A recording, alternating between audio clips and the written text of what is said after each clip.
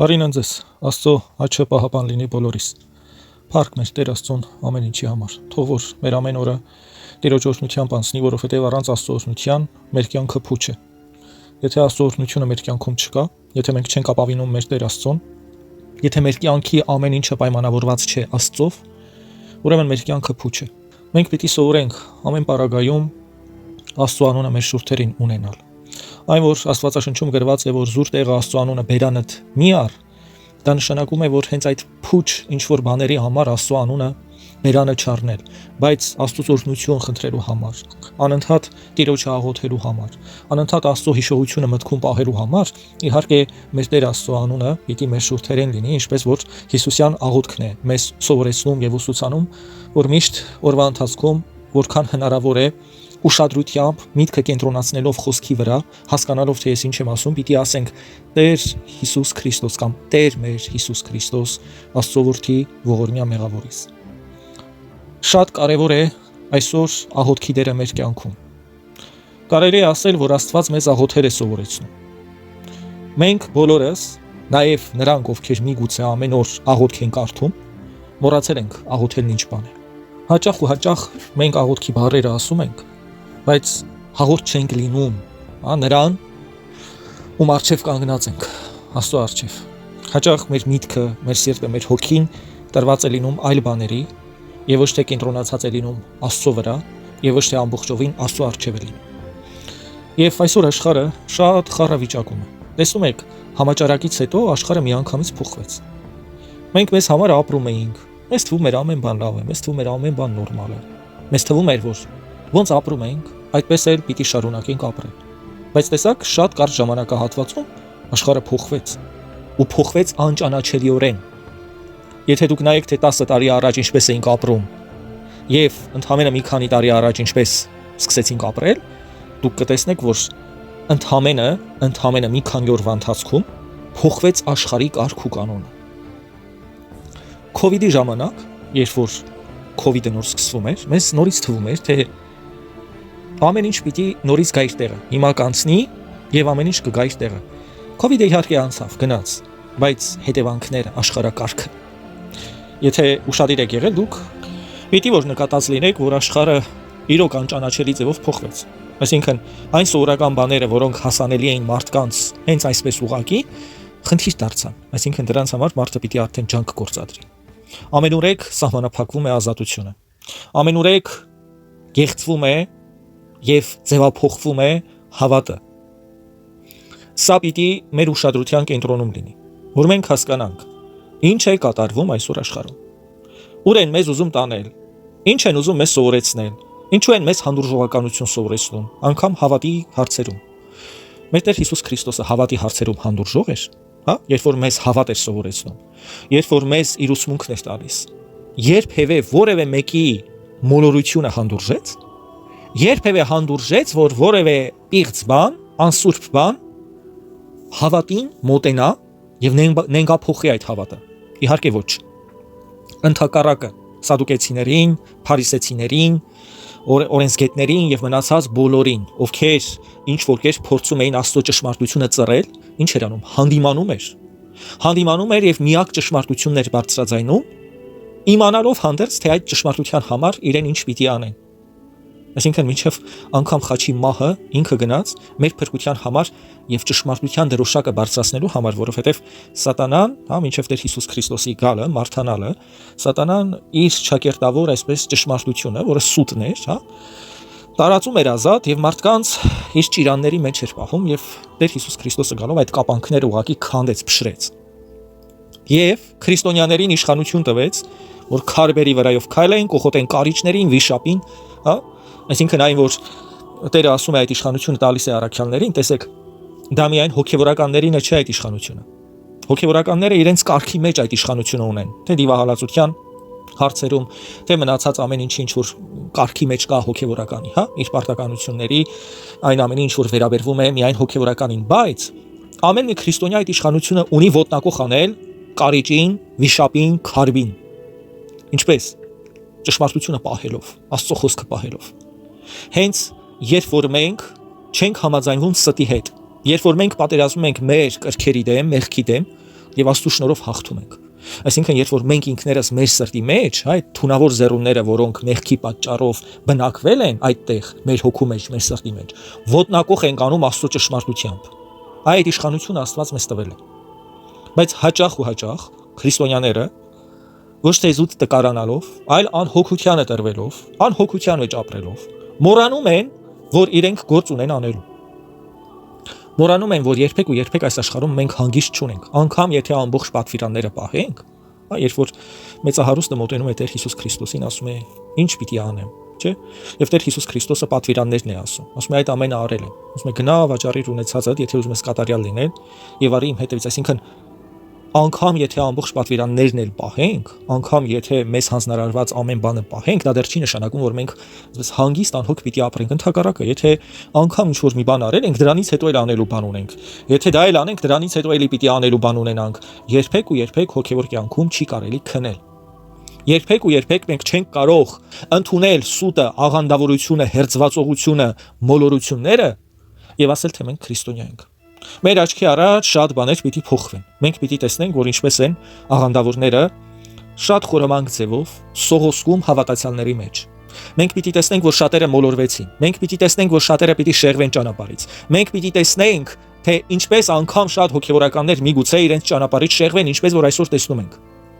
Բայց սա ոչ թե պիտի մեզ համար գայթակղություն լինի, որ ասենք, վայ, հավատացյալները շեղվեցին, հոգևորականները թողեցին, գնացին,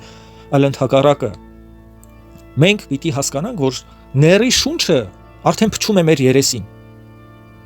Եվ սա հեքիաթ չէ, անգամ եթե ները 100 տարի հետո գա, 1000 տարի հետո գա, նրա շունչը փչում է մեր երեսին, հակա Քրիստոսի շունչը, որովհետև մինչդեռ նրա անձը տեսնելը, մենք նրա ոգին տեսնում ենք աշխարհում, որովհետև նրա հոգին թափառում է աշխարհով մեկ, եւ մարդիկ, ովքեր այդ ոգով են լցված, գործում են նրա գործերը։ Իրենց հոր գործերն են գործում։ Մենք էլ պիտի մեր հոր գործերը գործենք, այսինքն այն գործերը, որոնք Աստված ուզում է տեսնել մեզանից։ Ինչ պիտի անենք։ Մենք պիտի Աստծո պատվիրանների մեջ լինենք, բայց եթե անգամ պատվիրանները ինչ-որ կերպ լավ մտածենք, որ կկարողանանք պահել, դրանից հետո պիտի ոչ թե հանգստանանք եւ ասենք, այ գրված է որ պիտի ողորմած լինենք, գրված է հորն ու մորդ պիտի պատվես, գրված է մի շնացիր, մի սպանիր, գրված է որ պիտի եղբորդ սիրես, գրված է այս այն, դե արել եմ ինչ-որ կերպ, լավ է էլի։ Եթե մենք այսպես ենք մտածում, մենք շատ մոլորված մարդիկ ենք։ Ընդհակառակը ամեն անգամ մենք պիտի տեսնենք, որ մեր արածը քիչ է։ Ամեն անգամ մենք պիտի տեսնենք, որ մեր արածը ոչինչ է։ Ամեն անգամ մենք պիտի ձգտենք ավելին անել։ Ամեն անգամ մենք պիտի ձգտենք ուժեղանալ մեր Տեր Աստծով։ Եվ նորից եմ ասում, չնայել թե որ հոգևորականը երբ ինչ մտքով անցկացրեց, թողեց գնաց կամ չգիտեմ ինչ որ հերձված առաջ բերեց, ինչ որ աղանդավորական միտք բերեց, ցավոք սրտի այսօր տեսնում ենք դա, եւ դա թաքցնելու բան չէ։ Մենք ունենք պաշտպաններ, մենք ունենք սյուներ, որոնց Աստված տվեց մեզ։ Դրանք են Սուրբ առաքյալները, առաքելահաջորդ հայրերը, առաքելահաջորդ հայրերի աշակերտները, մյուս հայրերը, հայրերից հետո նոր հայրեր, անապատականներ, ճգնավորներ, մարտիրոսներ, նահատակներ, սրանք բոլորը մեր պաշտպաններն են։ Եվ մենք պիտի նրանց կյանքին հետևենք։ Եբրայեցիներին ուղված իր թղթում Սուրբ Պողոս առաքյալը 13-րդ գլխում 7-ից 8-րդ համարները ասում է, որ մենք պիտի հետևենք այդ մարդկանց կյանքին, նրանց հավատին, տեսնելով նրանց վախճանը, կյանքի ընթացքը, մենք պիտի նրանց հետևից գնանք, որովհետև նրանք են ճշմարիտ հավատի կրողները։ Ինչպես առաքյալներն էին ճշմարիտ հավատի կրողները, այնպես էլ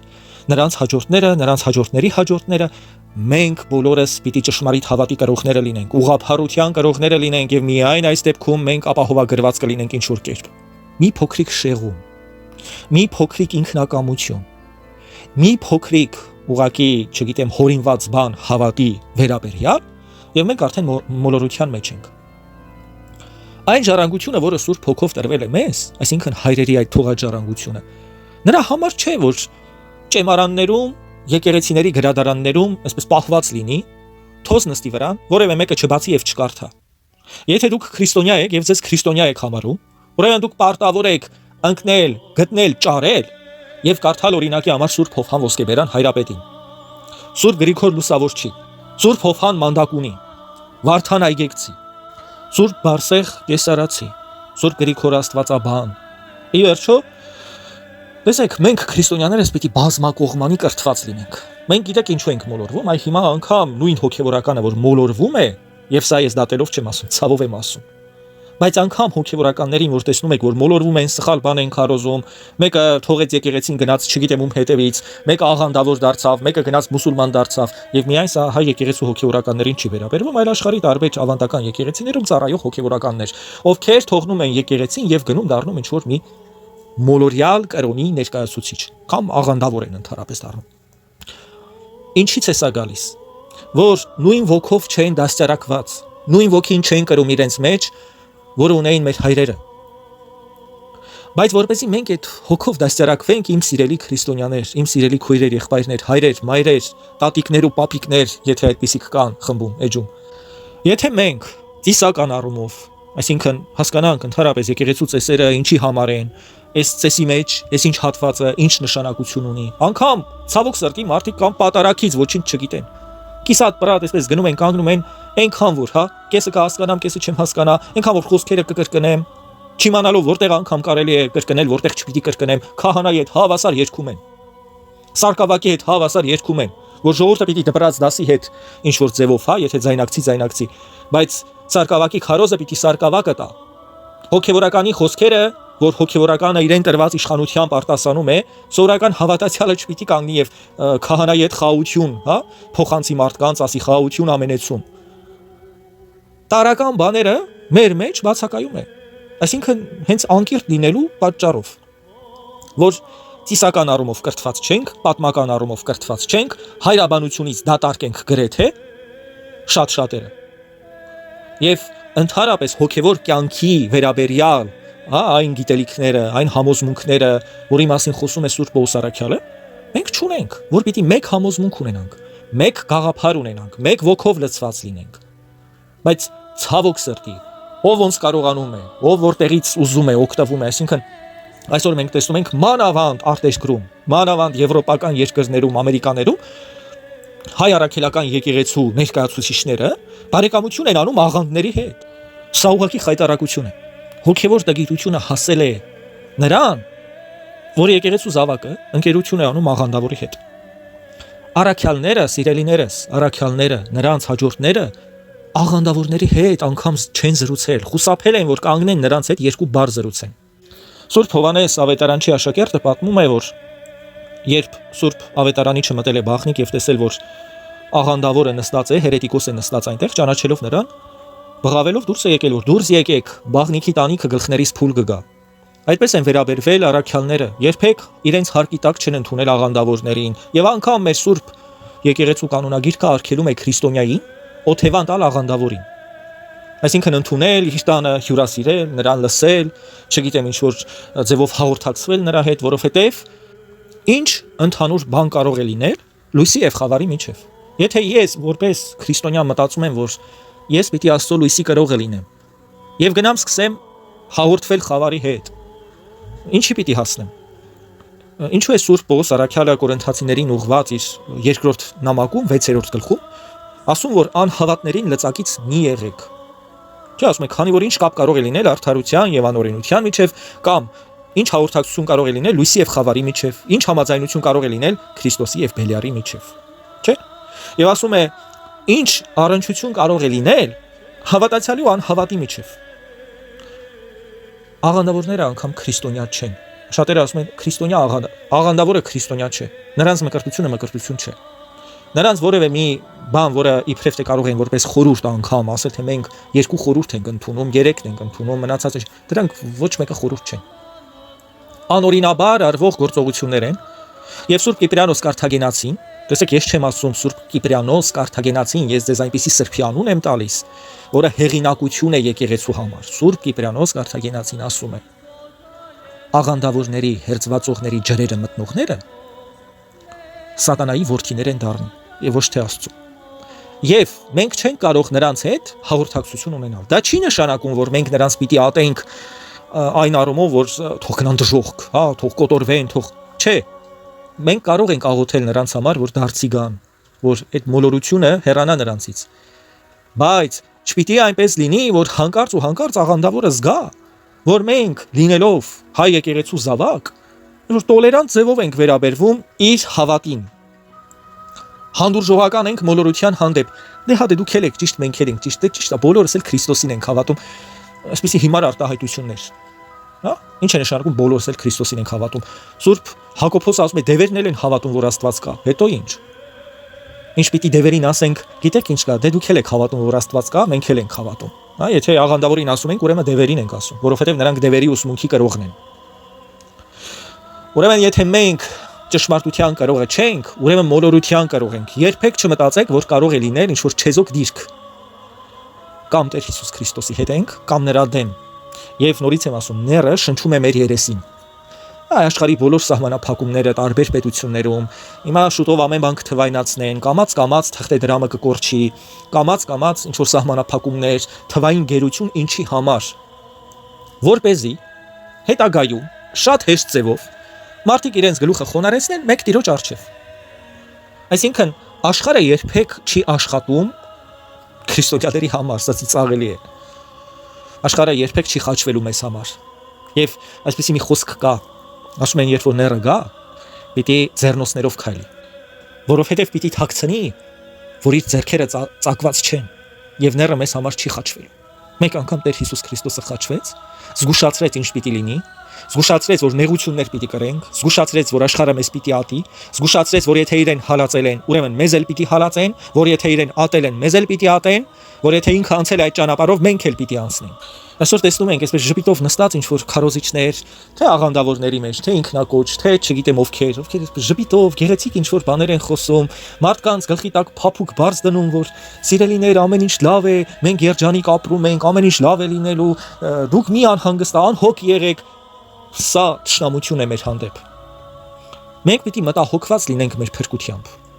Հեշտ չի լինելու, երբեք չմտածեք, որ հեշտ է լինելու աշխարհի հալածանքներին դիմադրելը։ Հեշտ չի լինելու քրիստոնեությունը պահելը, հավատարիմ մնալը, հեշտ չի լինելու։ Եվ եթե մենք այժմ մեզ չլցնենք մեր սրբերի ոգով, եթե հաղորդակից չլինենք նրանց, եթե Աստծո հետ չհաղորդակցվենք, եթե հավատով, երկյուղով, սիրով չմասնակցենք սուրբ պատարակներին, չհաղորդվենք, լույսը չունենանք մեր մեջ, այսինքն Տեր Հիսուս Քրիստոսին, եթե նրա հետ միավորված չլինենք, եթե նրա ճշմարտությունը մեր մեջ չկրենք, մեկից մեկ մեզ ուրանալ են տալու, եւ մենք ուրանալու ենք։ Եթե մենք սովորենք լսել քաղցրախոսներին, եթե մենք սովորենք լսել նրանց, ովքեր մեր գլխի տակ փափուկ բարձ են դնում, ովքեր ուղղակի քնացնում են մեզ,